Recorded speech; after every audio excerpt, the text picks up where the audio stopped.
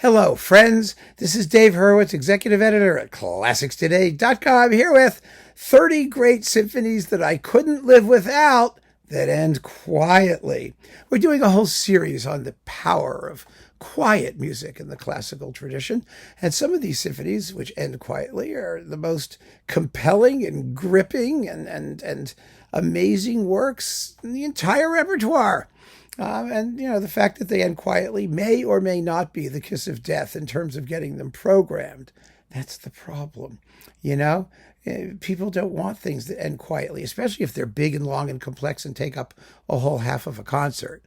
Where do you put it? Before intermission? After intermission? Do you throw in an encore to get people clapping? I don't think it matters whether something ends loudly or softly. What matters, of course, is the music and how expressively true and compelling the work is. But program people, well, it's nice to go out with a bang. You usually get a bigger ovation unless it's a very serious work, and some of these are. So let's talk about them. I've grouped them because some composers wrote multiple symphonies that end quietly, so I've put them in clumps where necessary. But let's begin with Haydn. Very few symphonies in the classical period end quietly. Haydn wrote a few, including his Farewell Symphony, number 45, and La Chasse, number 73. Now, they're very different. The Farewell ends with a slow movement, as the instruments walk off stage one by one until there are only two violins left, and they do the ending. And La Chasse is a full orchestra hunting thing where the hunt goes zipping off into the distance as the music fades away. They're both marvelously evocative and completely typical of Haydn, because if anybody did something later, Haydn did it first. You can basically count on that. Next, Brahms, Symphony No. 3. Yes, it's my personal favorite of all the Brahms symphonies. It's gorgeous. The ending is beautiful. It's in cyclical form. It's everything about it is just lovely and autumnal. The music just glows, and the quiet ending is simply perfect in its atmosphere and then touching, expressive message there. Oh, I just love it. So there's Brahms. Then Tchaikovsky, of course. Symphony No. 6, his Pathétique, which ends with a slow movement that expresses nothing but utter, total despair and resignation. And it's his most famous symphony. It's one of his most popular symphonies. Nobody seems to have a problem with the quiet ending, probably because it's just so dark and so perfectly itself. It couldn't work any other way, and the piece is so moving and deeply emotional. It's just an amazing piece, really an amazing piece. Bruckner, Symphony No. 9. Well, as we all know, Bruckner didn't intend for his Symphony No. 9 to end quietly. It did because he died, and actually that was probably the best thing that could have happened to it, because from what we know from the very voluminous and performable, to a certain extent, sketches for his finale, the thematic material sucked, and it wasn't going anywhere. And had he lived, who knows what he could have done? You don't know. He was sick. He was having issues, and the music is absolutely perfect in its 3-movement form, totally perfect, and the quiet ending is awesome. Absolutely awesome. Another symphony with a quiet ending, a beautiful quiet ending, Chausson, his Symphony in B flat, an absolutely lovely and neglected work in the tradition of the Franck Symphony in D minor, richly scored. Chausson died in a bicycle accident. He was only in his 40s, I think, when he passed away. But this is a major symphony, a wonderful French symphony, and there are a lot of them that are in the Franckian tradition, and a whole slew of them end quietly. We'll be talking about some. Mahler, of course, Symphonies 4 and 9. Those are really the only two that end quietly. I know some of you may say, well, the 6th ends quietly, because technically it does, but it doesn't. It ends with a harrowing crash, which drains away to a quiet thump on the bass drum. But it's not a quiet ending. It's a soft ending with an explosion in the middle of it. The real one is symphonies with the quiet endings are symphonies numbers 4 and 9. The 4 with its delicious lullaby that slowly goes to sleep with a child's vision of paradise, and the 9th with the most harrowing and moving portrayal of the act of dying. I mean, you can't read it any other way, really, that ending. And I remember vividly, I took my sister to see Leonard Bernstein with the Israel Philharmonic do the Mahler 9. And I was worried because it's a long thing. It's 80 minutes. There's no intermission. And the end goes on softly. Then, it fades away. Then it comes back. Then it fades away. Then it comes back. And I thought to myself, I hope she's not bored. And afterwards she said, no, she said, it was so sad. It was so gripping. It was so beautiful. I was like, yeah, absolutely. That's how you get away with a quiet ending. One that is just leaves you a dripping puddle of emotional resonance. That's what does the trick. Then Elgar, Symphony No. 2. Gorgeous ending. Oh my gosh, it's so lovely. It's also another elegiac coda, but not despairing. It ends with a sort of a glow of warmth, actually, and it's very, very, very beautiful. It ends with the spirit of delight, which rarely cometh, according to Shelley. And it's a lovely work. Then Magnard, Symphony No. 4. It dates from exactly the same period as the Elgar. One of the great French symphonies of the early 20th century, and one of the great symphonies of the 20th century. It's a masterpiece, and very, very little known until about 2 decades ago. Michel Plasson made the first modern recording of it anyway.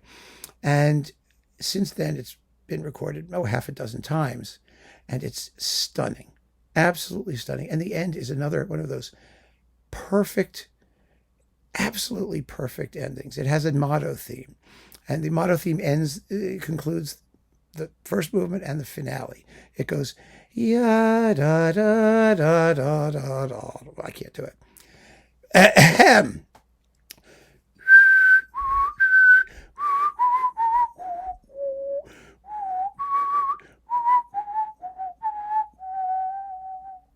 That's the motto.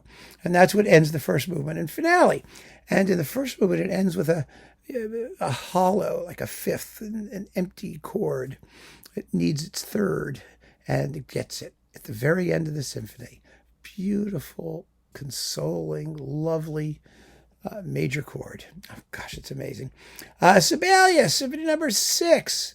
Again, I know some of you will say, oh, well, Sibelius' first ends quietly. Well, it does, because it ends with a pizzicato, plunk, plunk, softly. But everything that leads up to it is this big, huge exordium and a big ending with a timpani roll. It's going, yum, timpani roll, yum, timpani roll, yum, and then blunk, blunk. Not a quiet ending. It's a loud ending with a little quiet sniglet attached to the end of it. But the 6th, oh, wow. A beautiful dying fall. Absolutely terrific. Some of you may also say that Sibelius' 4th ends quietly, but it doesn't. Actually, or it shouldn't. It should end at a healthy mezzo forte. It should be a dismissive, yan, jan, jan, jan, jum, bum, bum. It's a screw you ending. It's not a quiet ending. Roussel, Symphony No. 2. The other amazing French symphony, early 20th century French symphony, 1920s actually. And it ends softly with its motto. It has a motto as well, like the Magnard in a sense. But I've talked about this symphony endlessly in millions of lists. I keep trying to insist it should get played constantly. It is a brilliant but difficult. I understand. It's a difficult work. Emotionally, it's difficult. It has a lot of sort of acerbic harmony in it. It's got great ideas. The central scherzo thing is just heavenly, but it's a dark work, a piece of real seriousness and no easy answers. and it's just marvelous, absolutely splendid. Honegger, Symphony No. 3, the Liturgique. I could put a bunch more of his in here if I wanted to, because all of his symphonies end quietly except for No. 2. So, and there are 5 of them, right? So 1 is soft, and 3 is soft, and 4 is soft. Yeah, they're all ending softly. But the Liturgique is the famous one, and it has the most wonderfully haunted ending. You know, it's a wartime symphony, and it blows itself to smithereens in the finale, and then it has a gentle conclusion with a solo bird song, a flute or a piccolo chirping over the wreckage, the desolation. It's just really very post-apocalyptic and really, really cool. Stravinsky, Symphony in C. Well, his quiet endings are totally different from everyone else's quiet endings, because Stravinsky's quiet endings usually involve this aspect of frozen time. They're not warm endings. They're very cold. They're this glacial calm settles over things. I mean, the Symphony of Psalms ends that way. The Symphony in C ends that way. Orpheus, a lot of the ballets end that way, with just this hard to describe calmness, drained of emotion, but calm. It's very, very characteristic of the man, and wonderfully evocative. Shostakovich, oh my goodness, well, he was a big quiet ending guy. Symphonies numbers 4, 8, 13, and 15 all end quietly, and very, very differently from each other. They're very, very evocative endings. The 13th, of course, is Bobby Yar, a choral work. The 15th has that tick-tock thing happening. Chicka, chicka, chicka, chicka, chicka, chicka, dun, dun, dun, dun, dun. It's wonderfully spooky. The 4th has the Celesta thing, do, do, do, do, do, do, do, do, ding, like that, over and over again, on into infinity. Actually, it is an infinity type ending, similar to the 15th. The 8th, on the other hand, is C major, but very, very provisionally. Just dum, bum, blump, over and over again as well. Really, really cool stuff, and definitely appropriate and typical of the composer, and emotionally right, given everything that comes before. After Shostakovich, well, how about Arnold Bax? He's cool. He didn't do many loud endings, actually. Most of his symphonies end quietly. The most famous, well, I don't know, 1 and 5 are sort of loud, aren't they? But 2 and 3 are not. They end with epilogues, and the epilogues end calmly. Those are wonderful symphonies. I just wish people would play them more frequently. They deserve so much more attention than they get, but they end quietly. And this is a case where, all of the orchestral extravagance that we hear beforehand, requires a lot of work and effort and time. And I think a lot of conductors just feel that to do all that and then have it drizzle away is just not worth the effort, which is a shame, because the endings are very, very beautiful and also emotionally very, very right for the music. It's not like he was just making it up as he goes along and saying, well, we're going to do quietly because it's profound. It's not. The music needs to go in that direction. Vaughan Williams is the king of the quiet ending. Only 2 of his symphonies, right, numbers 4 and 8, end loudly. The 9th is provisional. It's kind of like Mahler's 6th. It fades away, but it's got lots of crashing and bashing before it fades away. But numbers 1, 2, 3, 5, 6, and 7 all end quietly, and all very differently. So that's really, really neat. The first is the C Symphony. It's a choral work. The second is the London Symphony. It has an epilogue like the Bax symphonies do, a very rich, concluding, almost separate movement. The third is the Pastoral Symphony. It ends with the offstage solo soprano voice, which is really haunting. The 5th is that wonderful, luminous, transcendental, call it what you will, spiritual, glowing thing based on the music he wrote for the opera The Pilgrim's Progress. And it has a very gentle, serene ending. I mean, the whole piece is pretty serene. And number 6 is spooky as hell. It has a whole quiet movement that stays at the level of pianissimo, and it just drifts away in a dreamy and incredibly evocative mysteriousness. And the 7th is the Sinfonia Antarctica, which also ends with voices. It ends with a wind machine going whoosh, whoosh, whoosh, whoosh, whoosh, as the women's chorus just moans and leaves us in total, desolate, cold wasteland. And it was a film score originally, Scott of the Antarctic. So there you go. Martinu has 2 symphonies that end quietly.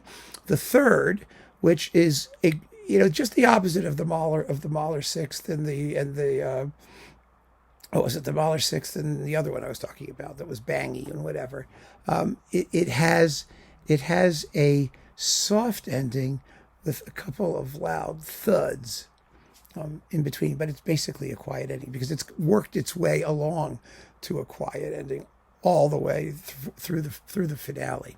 It has a multi-stage coda, some of which is soft, and there's a climax that it fades away with a couple thunk on the piano, which is really kind of cool. The 6th symphony, the Fantasie Symphonique, is another fabulous quiet ending. It's really a perfect quiet ending. The music rises to a huge climax, and there's a whack on the tam-tam, and then it just drains away and to a really, really lovely closing minute or so. It's a miracle of timing, the ending of Martinu's 6th Symphony, because, that's what it really boils down to. You want to do a quiet ending, you got to time it right. It's got to be something that doesn't drag on endlessly, like the conclusion of like the Strauss Alpine Symphony, which just goes on and on and on and on and on. And just when you think it's over, it's still going. And oh my goodness. But this is not like that at all. This is perfectly shaped and proportioned. It's a lesson. It really is. You should listen to it if you want to hear an absolute fabulous lesson in how to end something quietly without making it boring. It's fantastic. And last but not least, Alan Pettersson. Well, all of his symphonies end quietly, don't they? Or just about all of them. I don't know, maybe there's one that doesn't, but they almost all end quietly. And his 2 most famous ones are numbers 7 and 8, which I include here because I think they are absolute masterpieces. A joy to listen to. Difficult works, harrowing, gut-wrenching works with quiet endings that leave you thinking, oh, thank God. Not that you're happy it's over. You're just relieved. You've been through such an emotionally harrowing experience. The quiet ending is his gift. It really is, to let us know that it's everything has its final moment, a gentle final moment after tons and tons of violent, eruptive stuff before. Fabulous stuff. So there they are, 30 great symphonies that end quietly. And if you have some that are not on this list that end quietly and you would like to add them, feel free. Chime in. Let me have your quiet endings. Make them great. Because they have to be fabulous quiet endings, not just the fact that it's dismal. Make it wonderful. And keep on listening, friends. Thanks so much for joining me. Take care.